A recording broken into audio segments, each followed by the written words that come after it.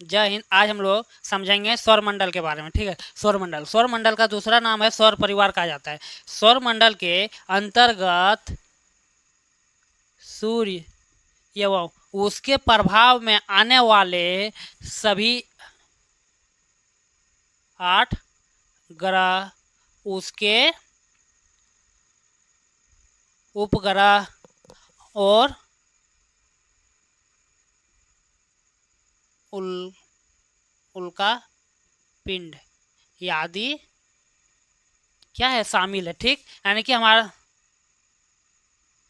शामिल है, यानी कि हमारा सौरमंडल में क्या सूर्य है, उसके प्रभाव में आने वाला सभी 8 ग्रह, उसके उपग्रह और उल्का पिंड आदि क्या है, सम्मिलित है। ठीक है, तो इसमें हमारा मुख्य रूप से हम लोग किसके किसके बारे में पढ़ेंगे, सूर्य के बारे में पढ़ेंगे, उसके 8 ग्रह के बारे में पढ़ेंगे सौरमंडल में, और उसके उपग्रह के कुछ उपग्रह के बारे में भी हम लोग विस्तृत से चर्चा करेंगे। ठीक है, सबसे पहले हम लोग समझते हैं सूर्य। सूर्य जो है सो हमारा सौरमंडल का क्या है, केंद्र है, जिसके कारण सूर्य को सौरमंडल का क्या बोलेंगे, मुखिया बोलेंगे। ठीक है, इसमें जो है सो जो 8 ग्रह कौन है, सभी 8 ग्रह, इसके बाद क्या आ रहा है, सूर्य के बाद 8 ग्रह आ रहा है। तो 8 ग्रह कौन कौन है, एगो है बुध, उसका बाद है शुक्र, उसका बाद है पृथ्वी, उसका बाद है मंगल, उसका बाद है बृहस्पति, उसका बाद है शनि, उसका बाद है अरुण, उसका बाद है वरुण। ठीक है, ये 8 ग्रह जो है ये दूरी के अनुसार हम लिखें। ठीक है, इसके बाद ये है, इसके बाद ये है, इसके बाद ये है, इसके बाद ये है, इसके बाद ये इस तरह करके है। ठीक है, तो जो सूर्य का सबसे नजदीक वाला ग्रह हो जाएगा सो कौन हो जाएगा, मेरा बुध ग्रह हो जाएगा। ठीक है, कौन हो जाएगा, बुध। उसका बाद जो है दूसरा सबसे नजदीक ग्रह हो जाएगा मेरा शुक्र। कौन सा हो जाएगा, शुक्र हो जाएगा। ठीक है, उसका बाद तीसरी हमारी पृथ्वी, कौन सी, हमारा पृथ्वी। ठीक है, उसका बाद चौथा जो है सो कौन सी है, मंगल। ठीक है, उसका बाद है बृहस्पति।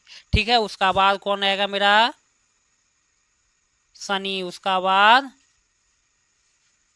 अरुण, उसका बाद वरुण। ठीक है, आने की दूरी के अनुसार सौरमंडल में सबसे दूर वाला ग्रह कौन हो जाएगा, मेरा वरुण हो जाएगा। ठीक है, और सबसे नजदीक वाला ग्रह हो जाएगा मेरा बुध ग्रह। ठीक है, किस अनुसार से, दूरी के अनुसार से, और पृथ्वी हमारा सूर्य से दूरी के अनुसार तीसरा ग्रह हो जाएगा। ठीक है, तो हम लोग समझ लिए, क्या समझ लिए, सूर्य हमारा क्या है, मुखिया है सौरमंडल का। ठीक है, इसी से क्या मिलता है, प्रकाश ऊर्जा। ये इसको एक तारा है, हमारा सौरमंडल में एकमात्र तारा है जो कि सूर्य है। ठीक है, क्योंकि इसके सूर्य की तारा किसको बोलते हैं, जिसके पास अपना क्या हो, प्रकाश होता है। ठीक है, अब समझते हैं ग्रह, ग्रह के पास अपना प्रकाश नहीं होता है, या किसके प्रकाश के बदौलत चमकता है, चाहे दिखाई देता है, दिन रात होता है, तो ये सूर्य के प्रकाश के कारण होता है। जिस तरफ सूर्य का प्रकाश पड़ता है उस तरफ दिन होता है, और जिस तरफ नहीं पड़ता है उस तरफ रात होता है। ठीक है, तो हम लोग अब समझेंगे, ये वाला समझ में आ गया, इसको और डिटेल से हम लोग पढ़ेंगे एक एक करके, बुध के बारे में, शुक्र के बारे में, पृथ्वी, मंगल, इस तरह करके आदि सब ग्रहों के बारे में पढ़ेंगे। ठीक है,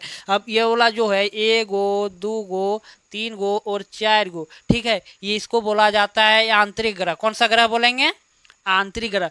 इसका कारण है, यांत्रिक ग्रह क्यों बोलते हैं, और इन 4 को बोलते हैं बाहरी ग्रह। इसको बोलने का कारण है, और दोनों को जो अलग करता है उसको बोलते हैं उल्का पिंड द्वारा होता है। ये उल्का पिंड होता क्या है, तो ये साइज में छोटा आकार का होता है, जो कि ग्रह और उपग्रह के साइज से छोटा होता है, इसलिए इसको किस में रखा गया, उल्का पिंड में रखा गया। ठीक है, जो कि मंगल और बृहस्पति के बीच में ये वृत्ताकार रूप में चारों तरफ बना हुआ है, जो कि असंख्य उल्का पिंड है, जो आए दिन हमारे पृथ्वी के ऊपर गिरता है, चाहे दिखाई देता है। कभी कभी सुनते हैं कि इतना गति से आ रहा है, वो पृथ्वी से टकरा सकता है। ठीक है, इस तरह करके। ठीक, तो इसमें सबसे ज्यादा दूरी किसके किसके बीच देखने को मिलती है, तो मंगल और बृहस्पति के बीच सबसे ज्यादा दूरी देखने को मिलती है। ठीक है, अब इसको समझते हैं। हम लोग क्या बात कर रहे थे कि इसको, ये 4 को बोलते हैं आंतरिक ग्रह, यानी कि इनर प्लेनेट। ठीक है, और इन 4 को बोलते हैं बाहरी ग्रह, यानी कि आउट प्लेनेट्स। ठीक है, इस तरह करके बोला जाता है। इसका जो आंतरिक ग्रह है ये चट्टानों से निर्मित है। क्या है, ये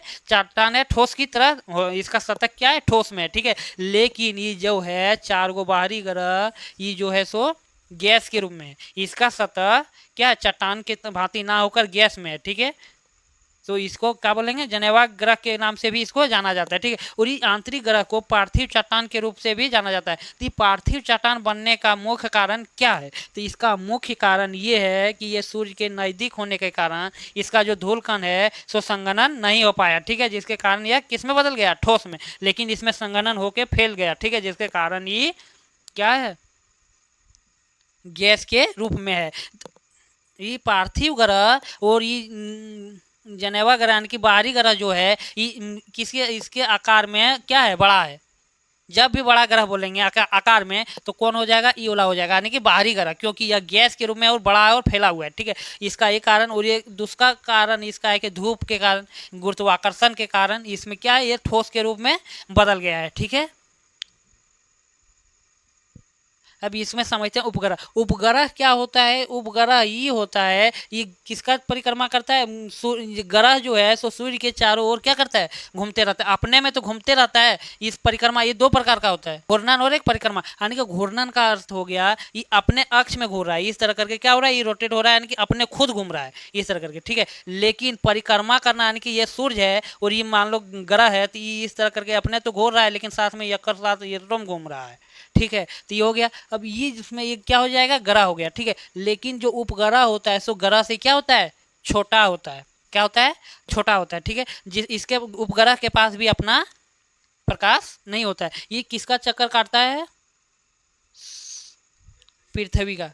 कौन, चंद्रमा। चंद्रमा का एग्जाम्पल लिए हैं, चंद्रमा हम लोग को दिखाई भी देता है, ठीक है, जिसके कारण ये किसका चक्कर काटता है, ये पृथ्वी के चारों तरफ घूमते रहता है। पृथ्वी के साथ साथ जब पृथ्वी इसका चक्कर लगाता है तो ये भी इसके साथ इसका भी चक्कर लगाता है। तो ये उपग्रह क्या हो गया, देखो ग्रह जो है सो खाली सूर्य का चक्कर लगाता है, किसका, इसका चारों तरफ घूमता है। लेकिन जो उपग्रह है सो इसका तो घूमबे करता है ग्रह का, लेकिन ये सूर्य के साथ भी चारों तरफ घूमता है, ठीक है। तो इसमें से दो गो ग्रह ऐसा है जिसके पास चंद्रमा नहीं है। किसके किसके पास चंद्रमा नहीं है, तो एगो बुध और एगो शुक्र के पास चंद्रमा नहीं है, ठीक है। आंतरिक ग्रह में दो ऐसा ग्रह है जिसके पास क्या नहीं है, चंद्रमा नहीं, यानी कि उपग्रह नहीं है, ठीक है।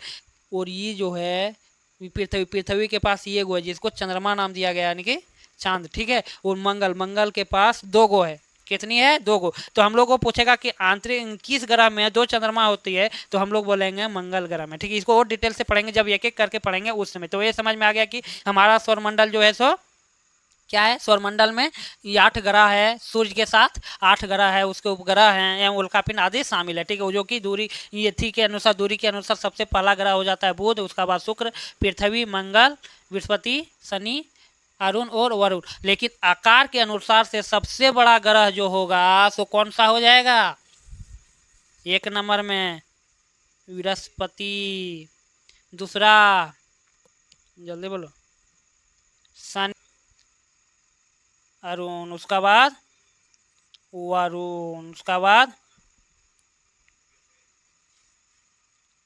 पृथ्वी, उसका बाद शुक्र, उसका बाद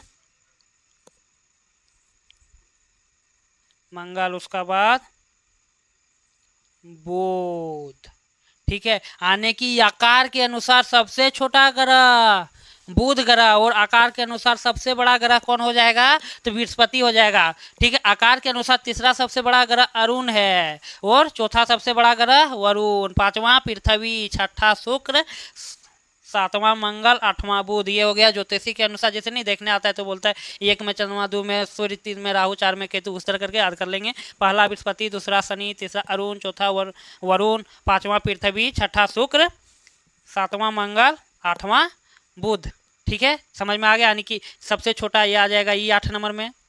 उसका बाद कौन आ जाएगा, मेरा मंगल आ जाएगा 7 नंबर में। उसका बाद आ जाएगा 6 नंबर में शुक्र, शुक्र कहाँ पर है, यहाँ पर है, 6 नंबर में आ जाएगा। उसका बाद 5 नंबर में पृथ्वी, यानी कि पृथ्वी हमारे सौर मंडल में जो 8 ग्रह उसका 5वां सबसे बड़ा ग्रह कौन सा है, हमारा पृथ्वी, ठीक है। उसका बाद चौथा कौन आ जाएगा मेरा, वरुण, यानी कि सबसे दूर वाला ग्रह कौन हो जाएगा, वरुण, और चौथा सबसे बड़ा ग्रह वरुण, ठीक है। उसका बाद तीसरा अरुण, उसका बाद दूसरा शनि, और पहला बृहस्पति। यानी कि हमारा सौरमंडल में सूर्य के बाद सबसे बड़ा बृहस्पति है, ठीक है, क्लियर। यहाँ तक समझ में आ गया। उसके बाद हम लोग अब डिटेल से सबके बारे में पढ़ेंगे, ठीक है।